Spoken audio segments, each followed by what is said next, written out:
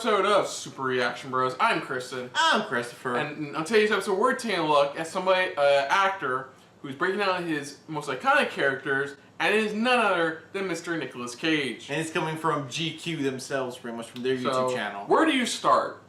Ghost Rider, Con Air, Raising Arizona, a lot of his older, more wackier ones. Oh, yeah. That I can't remember off the top of my head. Oh yeah, very wacky ones. FACEOFF. Yeah, FACEOFF.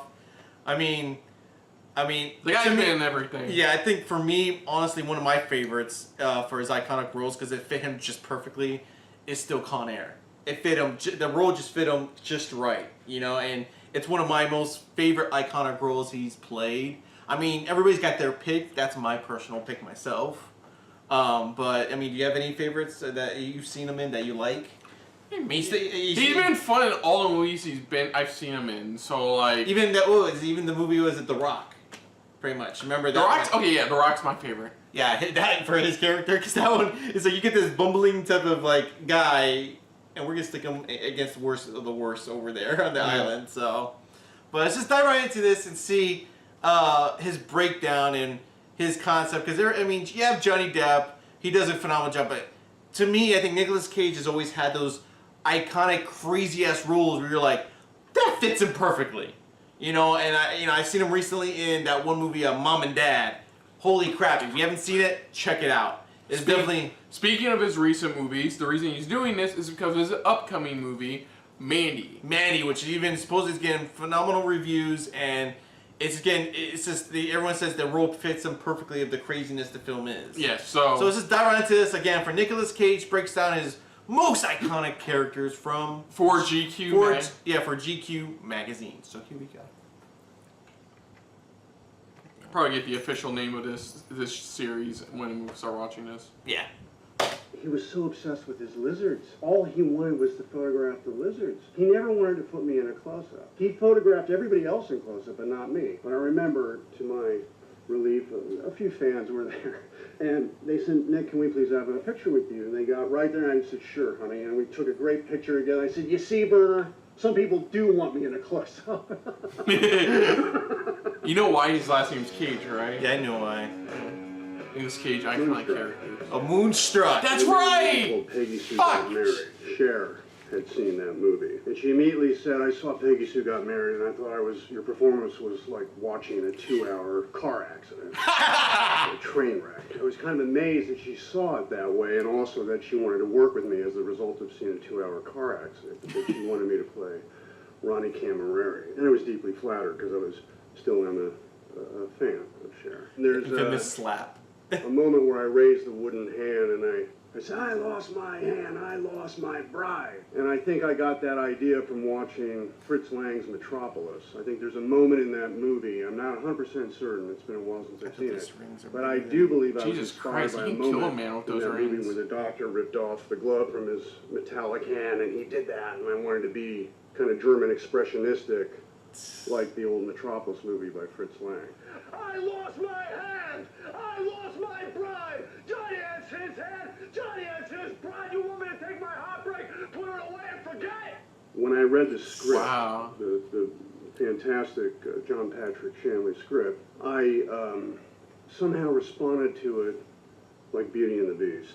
And I had been a big fan of Jean Cocteau's Beauty and the Beast. Jean Marais' performance as the Beast, and he would talk like that in the French, in French. You guys should write this. Vous volez mes roses, qui sont ce que j'aime le mieux au monde. I wanted to speak like that. He's a fan of the classics. And about 2 weeks into production, who he's related I went home for the holidays. Wait, who's he related to? I got a call Coppolas. from the director. Really? Yeah. I didn't know that. Yeah, that's his family. Is Coppola's. The Jean Marais. He wanted to separate himself from it. Is not working, and I dropped one the reason Jean for Marais. name What's change. fascinating is when John Patrick Shanley and I talked about the script, he said the original title was not Moonstruck. It was The Wolf and the Bride. So I think I was tapping into something from the screenwriter. Raising Arizona. Yes. H.I. McDonough to me was like a living cartoon. I saw him with Woody Woodpecker and So much so that I even put the thrush muffler tattoo, you know, the woodpecker with the cigar and red feathers with back in the wind as a tattoo for H.I. McDonough, put it on the character's arm. I would rub my hair until static electricity would make it lift up so that I was like Woody Woodpecker and would look like See, Woody that's Woodpecker. what Justin Bieber I looks must like have now. auditioned for that This movie is so about funny. 20 times. Joel and Ethan, they would laugh every time, but then they would say during the audition, we're laughing, we can't stop laughing, but we don't know why we're laughing. So there was a little bit of trepidation. And then they cast me, and I was thrilled because I knew right away when I had read the script that this was going to be a winner, that this could really be something special. About a week into rehearsals, Joel took me aside and said, you know, I could have cast Kevin Costner in this part, or I could have cast this, and I said, well, why did you cast me? And that stopped that conversation. Ethan was a great audience. It's like, He was always laughing in the back, in the corner. He'd be laughing at every scene. And that was actually a terrific experience for me. And that's where I first coined the phrase, I'm getting that Super 8 feeling. I used to make movies with my brother in the backyard when we were children. And we had a Super 8 camera that my father gave us, and we would make movies. And that Super 8 feeling, I've often said, is the feeling where you're making a movie simply because you love the movie. You're not doing it for money, you're not doing it for awards, you're doing it simply because you love the story you're telling. And hey, that's what we do on this channel. And I remember Joel said, I'm getting that Super 8 feeling. He said, well, that's good. That's good. Let's go with the keep that going. We Las Vegas.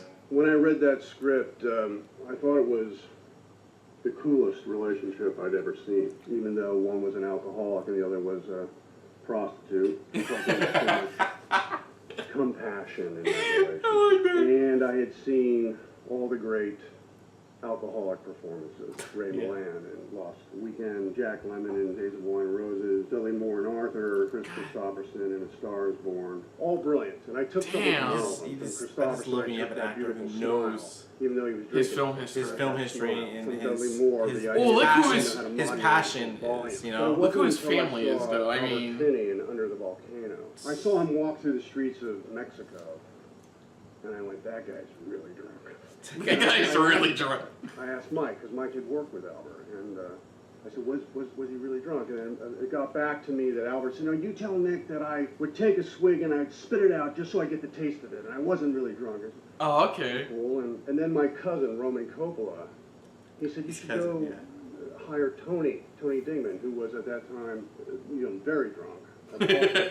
Hire him and just watch him and have him be your drinking coach. And so I had Tony on the set with me all the time. The poor guy, he'd be curled up in a fetal position in my trailer as I'm playing bongos, because I was trying to play bongos to get some kind of syncopated rhythm, some sort of music for the character. But I would watch him.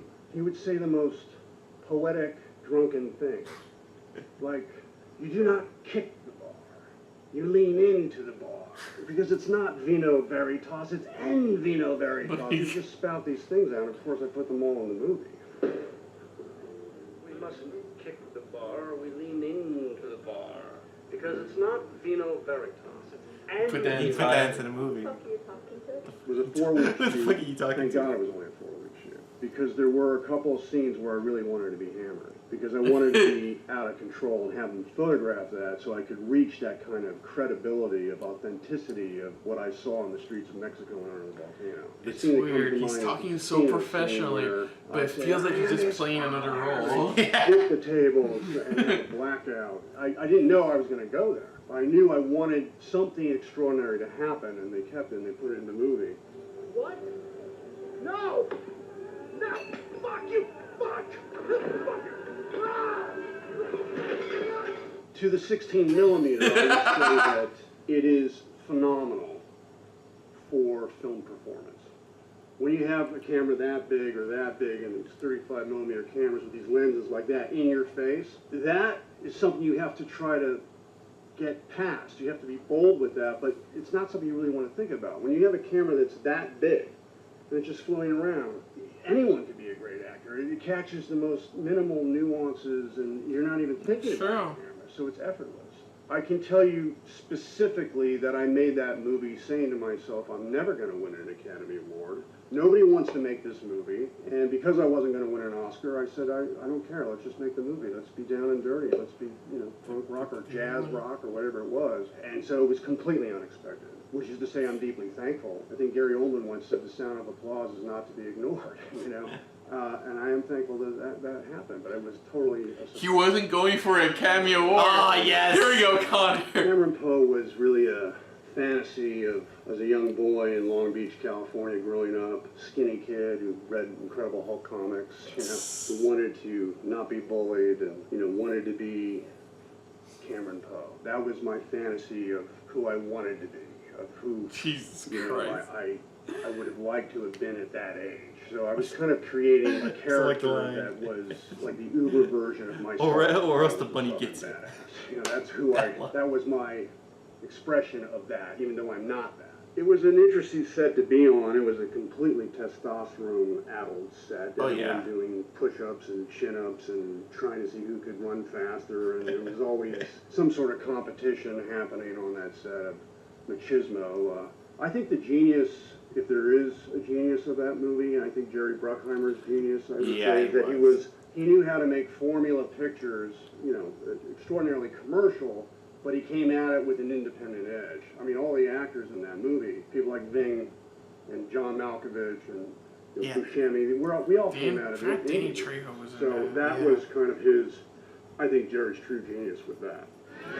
Face-Off. Oh, God. Damn it. Face-Off was really the direct result of another movie I made called Vampire's Kiss, which I considered my laboratory. And in that movie, I really wanted to find a way to express, again, my kind of German expressionistic dreams, aka, like a la Nosferatu or Caligari, where these actors were doing these extraordinary faces and body language that was not. Oh yeah, the body language in this one expressionistic was fantastic. I was gonna say off the charts, but I knew that I had a vehicle that would allow me to do that, where there was some mechanism of truth or reality in that the character was losing his mind. So his behavior, his body language, his facial expressions were also the result of a man who was having a nervous breakdown. So therefore I could become very stylistic. So a lot of the body language and facial expressions went into Face-Off.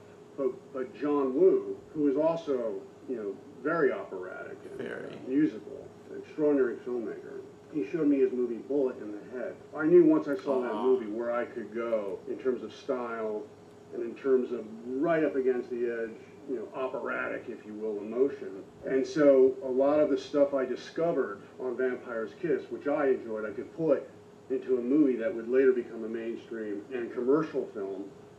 So I was like a dream come true. Here I was doing these kind of abstract, ontological facial expressions in a movie that was going to make a ton of money. Ontological. I was thrilled. I have to look up that word later. We had the luxury of looking at each other's dailies. I would see what John would do, and then he would see what I would do. Yeah, because they had to spend a lot of time together. And mirror one another and match it. When I first reported for work on that movie, it was the stuff I did in the priest's attire, like the whole headbanger, head rolling stuff, and clapping and grabbing of the young lady, and all the crazy stuff about Handel's Messiah. And I know John saw that, and he was, oh, so we're going to go with that kind of acting. Yeah.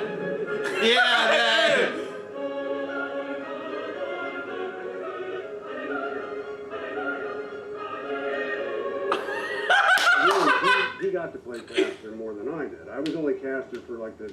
For the brief moment he had it. Castor, and then he just took it and ran with it for the rest of the movie. One day I would like to do a movie where I'm Castor through the whole movie. Yeah, I had to play that type of character. Yeah, It wasn't too hard to act in that movie. I think it was about not a full 6 months, but running close to 6 months, all at night. And that's the one where he's we follow the night shift of an ambulance driver. Yeah, that's right.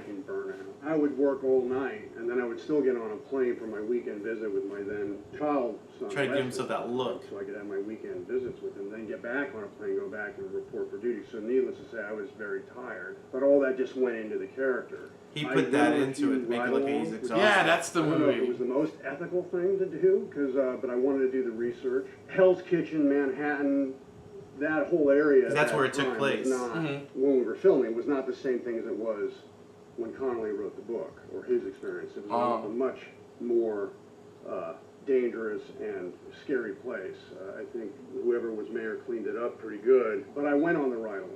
And I do recall one kid, African-American kid, got shot through the ass, and I'm in the back of the wagon, you know, and he still got gum in his mouth, and you know, I'm worried he's going to choke, and the other paramedics are like injecting him and getting him ready and prepping him, and I just, give me the gun. There you go. Because I thought he was going to choke, but he's looking at me, you know, so I don't know if he thought he was hallucinating or what, but he recognized me. It was just very strange.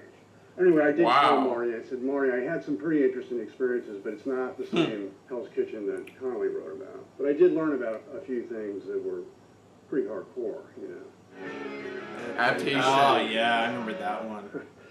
Wow, adaptation. When people say, I love Donald, I get jealous, because I don't remember playing Donald. I was so into the Charlie Kaufman headspace, and Charlie and I would spend hours interviewing. That's the movie I introduced to Meryl Streep and her annoying Oscar So nod. I'm going to let you do this. Record. You promise it never goes anywhere. And I said, Charlie, I'm going to light them on fire. I promise. This is where And you I worked for did. Charlie Kaufman. Kerosene, I lit them all on fire. They're all gone. But I went through all emotions with Kaufman. I Yeah. said, well, let me see you get angry. What do you like when you... And he was a good actor, actually. Charlie Kaufman is a very good actor. It was twice as much dialogue as everybody else.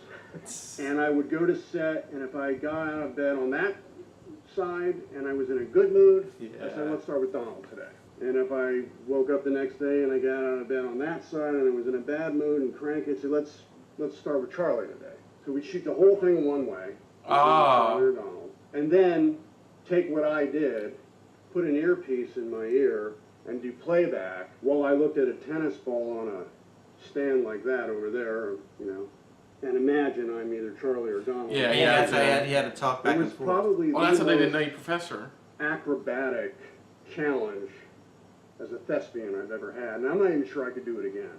I'm not sure I could. But anyway, it's cool for my killer to have this modus operandi, because at the end, when he forces the woman who's really him to eat herself, he's also eating himself to death. I'm insane. I'm Earl Gross. I don't know what that word means. I've written myself into my screenplay. That's kind of weird, huh? You know, Meryl was great, and Chris was great, and, you know, they got their Oscars, but, cool. Oh, yeah, they got... It's all good. They were brilliant in the movie, but it was the most challenging thing I've ever done. National Treasure. Man. I did not expect National Treasure to be a hit. I did. Nobody not was, expect actually. a I didn't high think. school classmate named John Turteltaub, who was the director. Oh, wow, I didn't know that. I mean, in high school, we were always making jokes and cracking each other up, and he got the lead role in Our Town, and I got the crummy part of Constable Warren, and I got my revenge when I got on the cover of GQ, and John admitted to me, you know, I went into the store, and there you were on the cover of GQ, and how come Nick's on the cover of GQ, and I'm not on the cover of GQ? It was that kind of relationship. But that kind of So it's working with a friend. playfulness carried through with the making of National Treasure.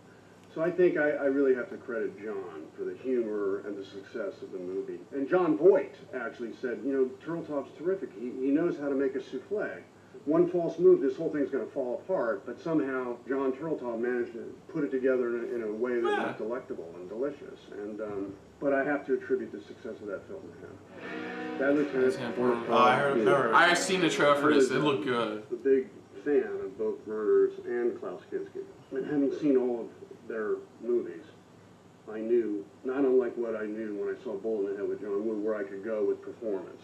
And I really wanted to challenge Werner. I wanted to be the California Klaus Kinski. I wanted to go all out and even scare him at times to get to the core of that character. And I remember I had this vial of something called inositol, which is like a saccharin substitute. It looks like Coke, but it's not. It's sugar, really, or a sweetener. And I would psych myself up, you know, and I'd snort this and try to get into headspace. And Werner, and everyone's kind of getting a little flipped out about my psych-up process to get this scene, because I'm going nuts, and I'm high on Coke. Good. Werner said, now, Nicolas, what is in that vial? And this is right before action, and I'm now the California Klaus Kinski. I don't have to say it's not coke, you know, but because it's going to break the imagination, because I'm psyching myself up. I was completely dry on that movie. I wasn't drinking. I wasn't. Wow. It was an impressionistic performance, but nonetheless, he broke my concentration. And I said, get it, coke. Get off my set! Get out of New Orleans! This is my city! Everyone was like that. And then it's an action, and I was the guy. He was already in I character. take 25% of the dope uncut. It means you get my price. That's one way of looking at it. The other is you get to keep 75% and not go to prison for the rest of your life. And of course, Mandy. Panos is really a visionary. He's a genius. He's not like anybody else. He makes a movie once every 8 years. His Black Rainbow movie, I didn't sleep for a week after. Yeah, that one I hear Originally, nothing. he Everyone wanted said you me gotta to watch play that Beyond one. the Black Rainbow. I was playing Army of One at that time. I was in Vancouver. I had long white hair and a long white beard. And he said to me, I want you to play Jeremiah Sand. And I said, well, why? He said, because, I think the character's like a California Klaus Kinski. He literally said that. And I said, well, I am the California Klaus Kinski. But I don't want to play Jeremiah Sand. I want to play Red. And he said, well, this is a movie about age versus youth. And I don't see you as Red. Because at that point, I did look like Father Time. I was so it didn't work out. And then about a year later, and Elijah Wood was the one who brought us together. And I'm thankful to Elijah that he did that. Huh. But he came up with the idea that I should play Red. And Red Elijah was Wood. a character that I wanted to portray because I felt I do have the power of imagination, but I also felt I had the life experience to play Red. Having been through love and loss and going through, what was going to be my third divorce, and also my father had passed away, and that really stuck with me. And so I knew I had the emotional content to play Red, because Red is really a being who's contending with loss of love. And it's interesting because if you look at Panos's notes about the picture, he was contending with the same thing, not in terms of the romantic love, but more in terms of familial love and loss.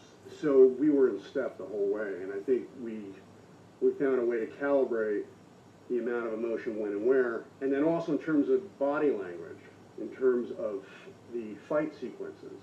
Before Red drinks the kind of supernatural skull juice, hallucinogen, if you will, that transforms him, Red is much more ferocious of a fighter. And we thought about Bruce Lee, and I showed him an old take of Bruce, Lee and Enter the Dragon, where the camera goes in really quick, and he snaps him, and it's like that look, that big that eye. crazy look. I want us to try and get that shot, and that scene we got it, where the camera came right in, so I was thrilled with that. But then after the skull juice, Panos wanted more to be like Jason from Friday the 13th. To which I thought, because I don't really watch slasher films. I did watch the one he wanted me to see, but I thought more like the ancient Golem, not the one in Lord of the Rings, the ancient Golem, the Jewish Golem, which was a statue come to life. So Red becomes more of a monolith, if you will. And so all those little details were planned out with Panos. Together, we formed it. Wow. Just the in-depth look, pretty much. I mean, he's going through a lot personally. I know that much. With a lot of, that's why he's been doing a lot of these independent type of films. But it's like you get to see his in-depth look, pretty much. There's some actors you don't realize that it's like they're very passionate about what they do, and they capture a lot of the essence from other older movies or what they try to capture, and it's really fantastic. I mean, to me, I've always liked Nicolas Cage. Yeah, he has his hits and his misses. But even after you watch this, if you get into this, you get in the mind of what he does. It's like you really think about like how much depth he dives into this character, and I'm fascinated. I still want to see Mandy. Mandy still looks very. I'm hearing nothing but phenomenal things about this, and man, just I can't wait to show this to my friend Travis at work because he's a huge Nicolas Cage fan. It's amazing how many movies he's gone through where it's completely different genres for nearly every single one. You have sci-fi, you have drama, you have fantasy, you have adventure, you have action. He's done it pretty much. If you think about it, he's done it like done it all pretty much. If you think about it. Yeah, and to think I didn't even know he was a Coppola. I mean that. Yeah. That's right. He said That's why, in a way, he wanted to separate himself. So for me, it kind of makes sense where he knows all about these classic films, like he grew up with. Like he was talking about what he took from Metropolis for that one scene in Moonstruck, or talking about what was that other movie? The scenes he took from the original black and white Beauty and the Beast. Yeah.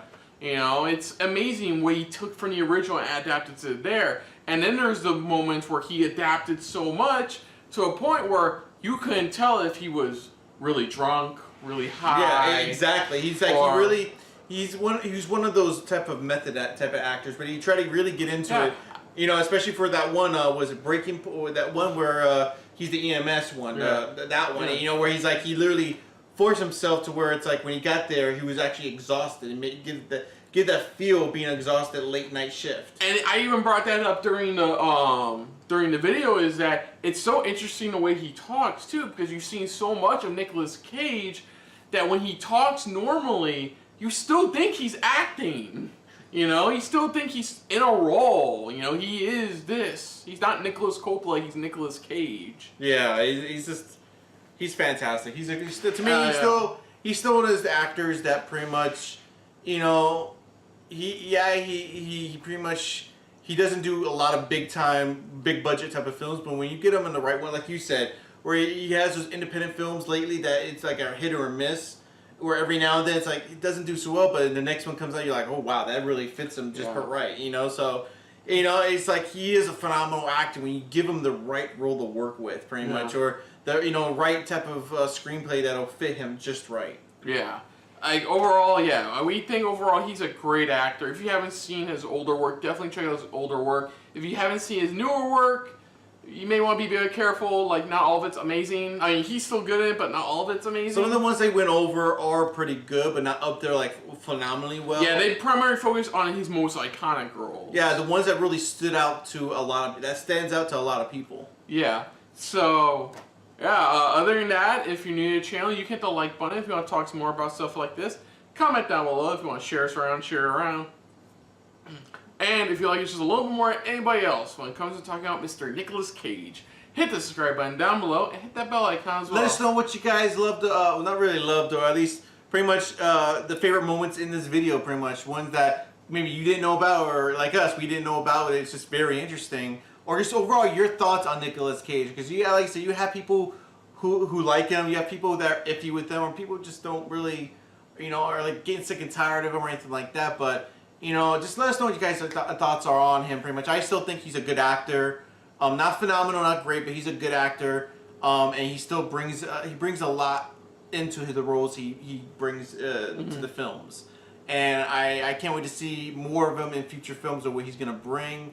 But you know, just put down what you thought of our reaction to what, you know, his thoughts and and everything he put into these roles, you know, and our reaction to them. But most importantly, definitely most importantly, thank you for watching. So until next time, I'm Chris. I'm Christopher. And this has been a very Nicolas Cage-filled episode of SRB. See ya. Later.